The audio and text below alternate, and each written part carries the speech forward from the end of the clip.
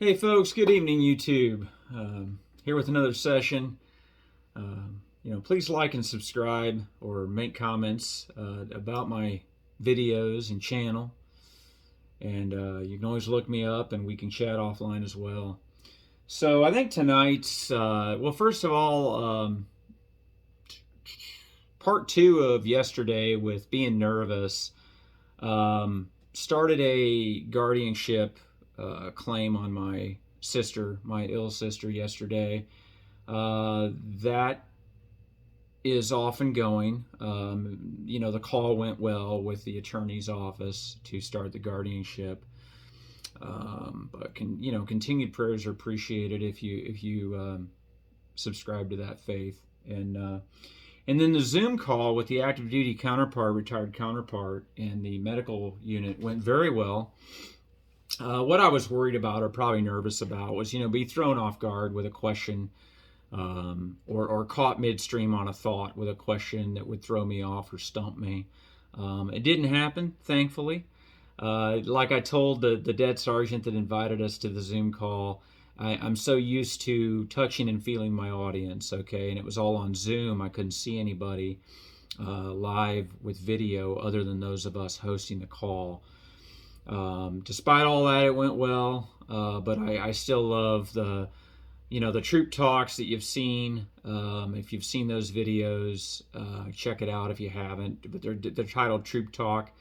I can talk, man. I can talk for like an hour and a half easily at times. I probably get a bit repetitive, and I apologize for that. Probably one too many whoas here and there. That's probably some nervousness, a little bit of anxiety going on, to be honest. Okay. All right. So on to tonight's topic. Thanks for listening ahead of time. I'm going to talk about SHARP a little bit. And so when I become a battalion CSM, as I indicated on the Being Yourself, I believe, video, it was a bit overwhelming. Okay, I was coming from a training command of a drill sergeant unit. The battalion of that battalion was the size of like 120 troops. And then I go into a medical battalion, 700 troops. All right, and so I enter the door and start, on my path of being this CSM. Nobody tells you how to be a sergeant major, okay? And there's not a book quick enough to read up on it. So you've either arrived, so to speak, meaning that you're more than ready for it based off potential that your rating chain is giving you on evaluations, or you have some catching up to do. And I would consider myself to have been a bit of both, to be honest. So I was, had been sheltered a little bit from the operational environment. Anyway, so to get to the point of SHARP, so we had a couple incidences, and one of them was practically right under my nose at an annual training event that I battlefield circulated, during the first 6 months really of my tenure, and it pissed me off, man. Pissed me off because the morale and the spirit of this unit, man, was balls to the wall, man. Like, people are like, oh, you're infantry, man. Medical's not going to live up to your standards, and you're going to be disgruntled and upset with probably everything you see everywhere you turn. And that was not the case, man. I saw soldiers passionate about what they do. I had a lot to learn in understanding, being a caregiver, versus taking lives out, okay, like the infantry is taught to do. Learned a ton. So it pissed me off, man, when we had a SHARP incident. It was practically under my nose. I learned about it like the day after I'd left the area. And then we had, I think I heard of another one that had happened, okay, because I started inquiring, all right, to the limits of what I could. I had a good, sharp victim advocate at the battalion that informed myself and the commander pretty well at the time. And so I started asking questions.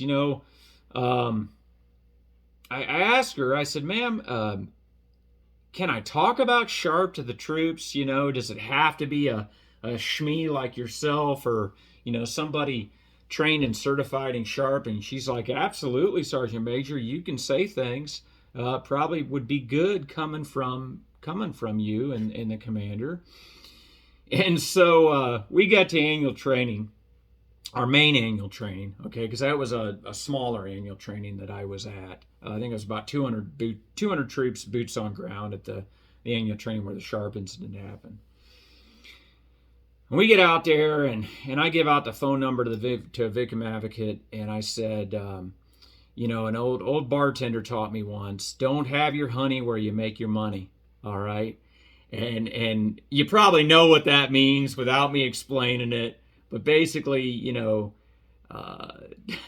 don't have your significant other, your fling, whatever the case may be, where you work and make your bread, you know, win your bread. And so I said that, and oh my gosh, that spread like wildfire throughout the formation. And you know, I didn't know the unit extremely well yet, to be honest. Let's see, that was April to August. Yeah, I'd been on about 4 months, and I think that AT where the incident happened was in June. You know, although I was extremely engaged, trying to do my very best as a command sergeant major for the unit, I didn't know all that went on. So I said that, and don't, you know, I yelled it. I mean, you know, if you know how I talk to a formation, you know, it was stern, man. It was, you know, don't have your honey where you make your money.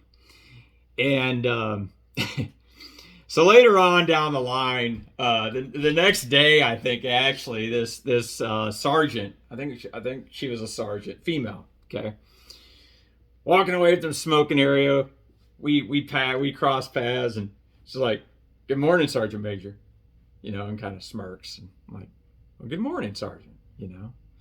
I just, you know, I'm probably looking disgruntled, pissed off. It's kind of how, you know, how I look. I don't even know if I'd had my coffee yet, which, you know, that can add a layer there. So anyway, fast forward, I got to know that sergeant pretty decent as time went on. And so there was a saying about, you know, those who are assertive to come to greet me and see me have something to hide. Well, where I came from and what I came up in was those that hide have something to hide, or those that have something to hide. So I didn't see this sergeant as being fake or anything like that. And honestly, totally was a legit soldier, man. I'm not going to say her name in this video because I don't want to do that without permission. But my point is, later that sergeant went on to marry another sergeant in the unit. All right, and they kind of, you know, they caught me in a good mood. They didn't do it when I was, you know, in wheels up in a hot moment or something. But they told me they brought up the honey with the money. And so I was laughing. I said, man, I was just so pissed off about Sharp. And so I told the formation, I said, look, there is no place for sexual misconduct in a unit, man. Okay? I need females in the unit. Okay? And we all have to cohabitate. We have to make it and survive. And y'all work too daggone hard. I've been seeing it. I've been seeing all the work throughout the months leading up to this AT, man. And we work too hard to ruin it with dumb shit. Stupid shit. Okay? That's what I'd call it a lot. Just dumb shit. You know? There's just no place for it, man. Sexual harassment, grab ass, sexual assault, as it quickly becomes, it will divide a unit quickly and kill the morale. We had another incident. I think we only had 2 the time I was there. I hope, man. I hope. Okay? Because, look, it's a reflection of leadership. It's an embarrassment. And it's really bad if it continues to happen, because sergeants major are responsible for morale of the unit. If you want to know what my duty description is on an evaluation, Just put morale right there. Because you think about it, promotion schools, sponsorship, FRG, best warrior competition, 68 win whiskey sustainment, MOSQ. What's that all tie back to, man? Morale. If the morale ain't right, we ain't going to go out and execute and do the things we're supposed to do, right? And we're going to do stupid shit.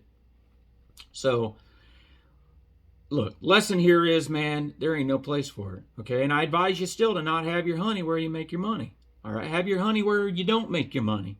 Then you ain't got to worry so much, too, about a family care plan at times, all right? But again, the Army does allow it. They allow you to date. They allow you to cohabitate and marry a fellow soldier, all right? So I can't negate that. But it was just a moment. I wanted them to hear it from the horse's mouth, from the battalion command team level's mouth, that we're not going to tolerate it. And I went on to temper that a bit as time went on in my next battalion, my last battalion that I retired from and all. And I didn't use the honey, don't have your honey where you make your money. I used it some, but probably not. They got it, man. They got the full brunt of it in that medical battalion. But I thank that bartender, man, for teaching me that.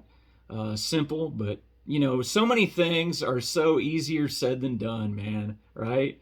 It's the simple things, time and time again, like battle drill 1 alpha for an infantryman, right? How many times did we screw that up? So that's my lesson for this video, folks. Zero tolerance for sharp. Anywhere you're at, deal with it sternly. Don't kick it under the rug. Like I used to tell my NCOs, man, I got your back for most things, okay? But if there's a sharp report, if there's a suicide, if there's something serious, man, it's tough, okay? Because we can't just hide things either. It's got to be dealt with, all right? Handle at the lowest level. Let's keep things to the lowest level, man. Let's keep the morale up so we can handle things at the lowest level. All right, have a good evening. Cool.